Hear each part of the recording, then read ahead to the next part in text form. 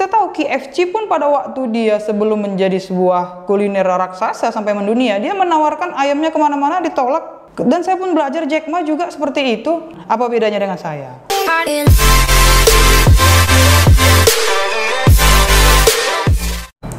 Salam properti, saya Rizka Martina, CEO and founder Hekalen. Hekalen adalah sebuah perusahaan developer properti yang berjalan sejak tahun 2017. Dan seperti biasa saya sampaikan, dalam 3 tahunan Hekalen sudah mengembangkan ribuan unit rumah di berbagai titik lokasi.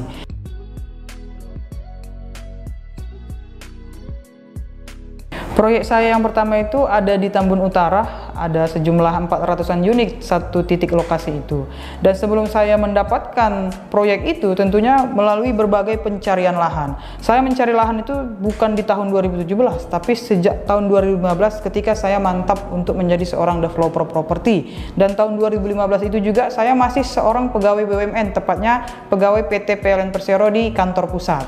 Jadi sambil saya bekerja, setelah pulang dan Sabtu Minggu libur, saya mencari lahan di 2 tahun itu. Kenapa bisa sampai 2 tahun? Banyak hal itu sebenarnya kendalanya karena saya masih muda. Kalau tidak salah waktu itu usia saya masih 27, sekitar 27-an tahun ketika memulai mencari lahan. Sehingga banyak sekali ketika saya turun survei, nama saya itu belum terlalu dikenal. Ketika saya turun dikira itu Ibu Rizka itu paruh baya yang sudah umur 40-an atau 50-an, dan ketika datang ternyata hanya seorang perempuan usia muda 20-an tahun. Membuat banyak mediator-mediator mengabaikan, mengacuhkan saya. Dan ketika saya sampai di notaris sekalipun, saya dikira stop notaris. Nah, banyak hal saya lama mencari tanah ataupun mendapatkan proyek itu karena ketidakpercayaan orang bahwa saya adalah seorang developer properti.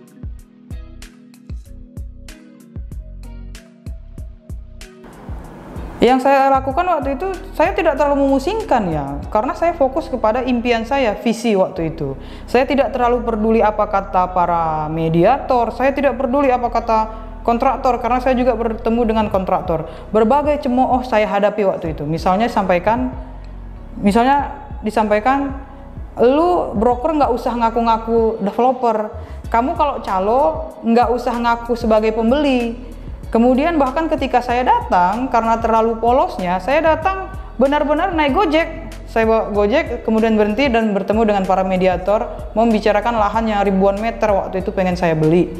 Dan ketika saya melihat ternyata di dunia proyek ini seperti ini, memang ada satu keterkejutan besar, karena saya masih seorang staf PLN biasa. Orang tua saya juga bukan pengusaha yang tidak pernah menceritakan dunia proyek. Memang sempat berpikir apakah saya balik aja jadi pegawai PLN, kan sudah nikmat juga. Tapi kembali saya mengingat dan melihat lagi tulisan yang sudah saya tulis. Saya membuat bagannya impian saya menjadi seorang pengusaha, membuat satu korporasi yang salah satunya adalah perusahaan developer properti. Saya kembali mencari lahan. Ketika saya menghadapi kecurigaan, ketidakpercayaan selanjutnya atau cemooh, saya tetap mantap menanyakan tanahnya yang mana, harganya berapa, legalitasnya, dan macam-macam terkait tanah itu. Sehingga ketika saya turun, tidak lagi orang-orang sibuk menanyakan, benar kamu pembelinya? Sebenarnya kamu calo atau pembeli sih, karena terlalu muda dan saya tidak sering tidak membawa kendaraan. Tapi ketika saya memposisikan diri saya, tidak, saya pasti bisa menjadi seorang developer properti yang handal. Saya tidak peduli, saya tanya mereka, mana tanahnya, harganya, mana surat-suratnya. Sehingga waktu berjalan akhirnya semuanya sudah mulai paham bahwa saya pembeli serius.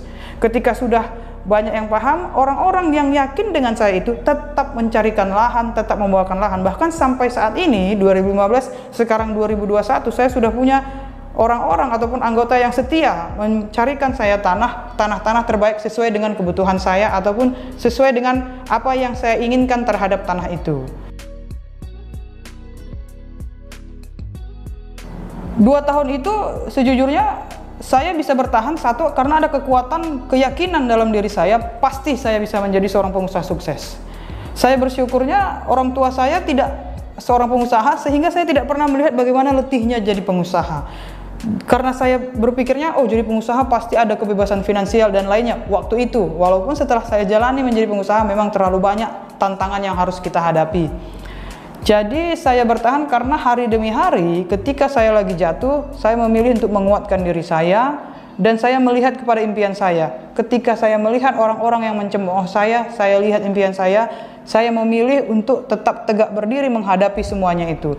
Dan hasilnya orang-orang yang memang menganggap saya serius mencari lahan waktu itu tetap mencarikan lahan, dan dapatlah saya lahan yang berada di Kabupaten Bekasi yang menjadi proyek saya yang pertama.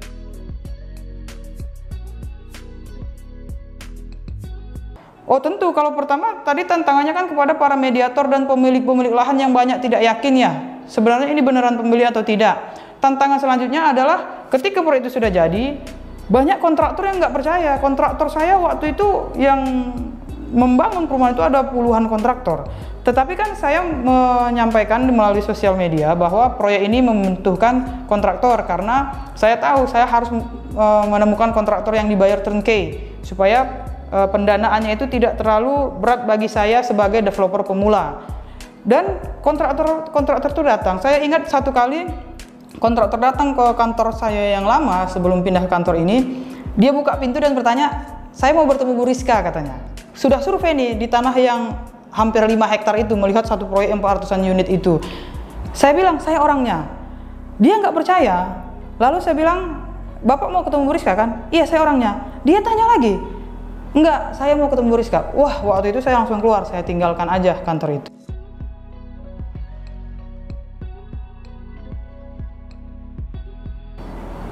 Sebenarnya kalau dibilang berhasil, ada kalanya juga saya emosi juga, karena kenapa sih kita tidak fokus kepada dealing bisnis kita, kan begitu. Kenapa yang dipusingkan, benar nggak sih ini Bu Rizka?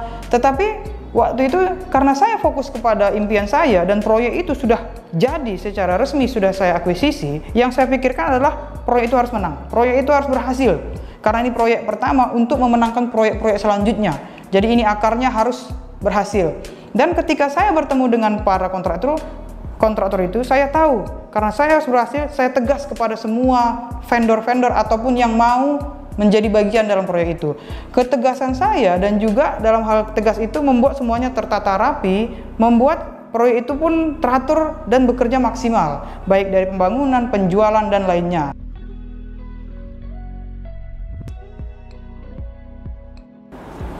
Kalau kita mau mengalahkannya, awalnya pasti sangat terusik. Tapi selanjutnya saya tahu mengalahkan cemooh adalah dengan cara fokus kepada tujuan. Karena kita tahu KFC pun pada waktu dia sebelum menjadi sebuah kuliner raksasa sampai mendunia, dia menawarkan ayamnya kemana-mana ditolak. Dan saya pun belajar Jack Ma juga seperti itu. Sebelum dia menjadi seorang pengusaha besar, dia banyak ditolak. Saya melihat kalau mereka ditolak dan bisa melewatinya dengan kemenangan, apa bedanya dengan saya? Akhirnya, karena saya melihat ada yang bisa, saya pun melihat pada impian saya. Setiap saya mendengar kata-kata penolakan, cemooh, saya tidak peduli, kembali ke impian. Sehingga fokus itu membuat saya mampu berkreasi, mampu untuk membuat keputusan-keputusan yang jauh lebih baik. Dan saran saya kepada Bapak Ibu yang mau naik level, dan ketika kita mau naik level, kita mendengarkan cemooh-cemooh itu, kenapa kita harus pusingkan? Toh kitalah yang menikmati. Sekarang di tahun 2021, ketika Hekalan ini sudah semakin besar, saya menikmati apa yang saya tanggung waktu saya dicemooh itu. Saya menikmati kendaraan yang saya inginkan waktu saya di PLN, saya menikmati memiliki rumah yang saya inginkan di lokasi yang saya inginkan waktu saya di PLN, dan saya menikmati waktu saya banyak bersama keluarga. Jadi jangan lihat waktu kita dicemooh, lihat aja nanti tujuan di sana itu menanti kita. Dan ketika saya melihat itu, saya fokus ke tujuan itu, saya menjadi maksimal. Peningkatan demi peningkatan itu pun terjadi. Jadi ya jangan lihat cemoohnya, jangan dengarkan itu. Setiap orang dia berhak membicarakan seperti itu, tapi kita juga berhak untuk mengabaikannya, dan kita berhak mendapatkan impian kita. Jadi demikian dari saya. Terima kasih. Salam kemajuan.